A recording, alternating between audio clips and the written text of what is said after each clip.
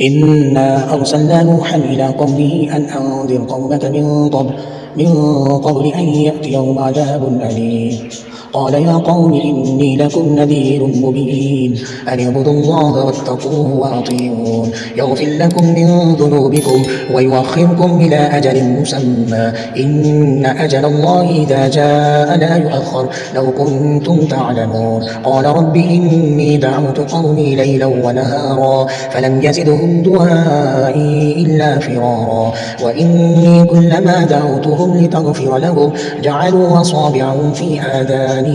واستغشوا ثيابهم وأصروا واستكبروا استكبارا ثم إني دعوتهم جهارا ثم إني أعلنت لهم وأسررت لهم إسرارا فقلت استغفروا ربكم إنه كان غفارا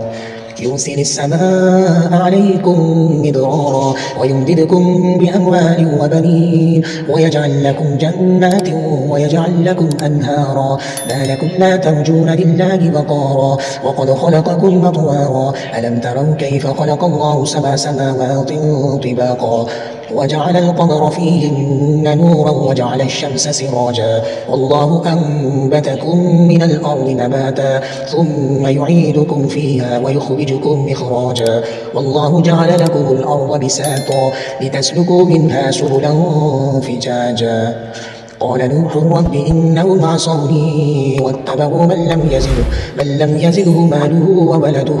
إلا خسارا ومكروا مكرا كبارا وقالوا لا تذرن آلهتكم ولا تذرن ودا ولا سواعا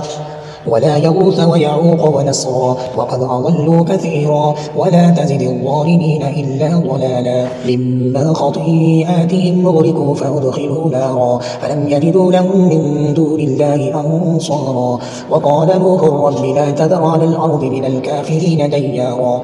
إنك إن تذرهم يضلوا عبادك ولا يلدوا إلا فاجرا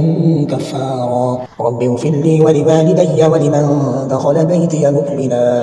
مؤمنا وللمؤمنين والمؤمنات ولا تزد الظالمين إلا تبارا.